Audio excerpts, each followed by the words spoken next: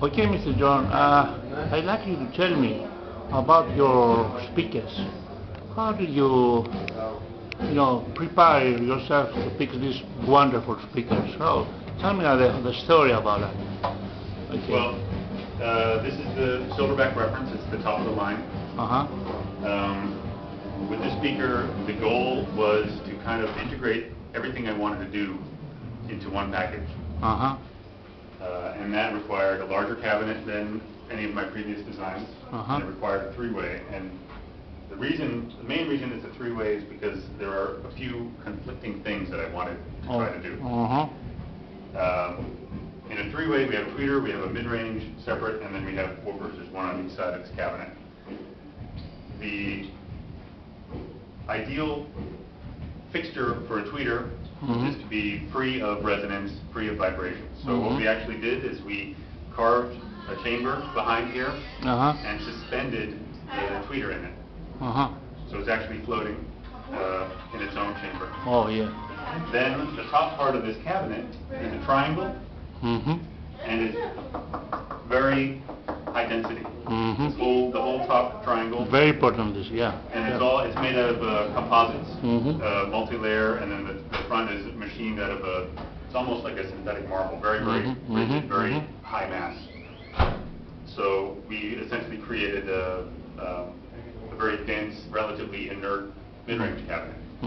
But then, as you can hear, along the side, we get the mid-range, very dense.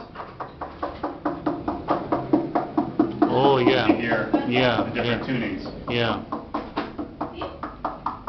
So there's actually 4 chambers below. So if you take the triangle off the top, there's an additional 3 chambers tuned individually for the woofers. And then the woofers themselves are not attached to this. These are tuned panels, tuned separately on each side. The woofers themselves are not attached to these panels. The woofers are attached to their own sub-enclosure. Oh, I see, yeah. And then that's inserted into the back of the cabinet. It's non-parallel wall, so that inserts into the back and fires up into these 2 tuned chambers here, into an aperiodic ending, and then down into a ported cabinet at the back.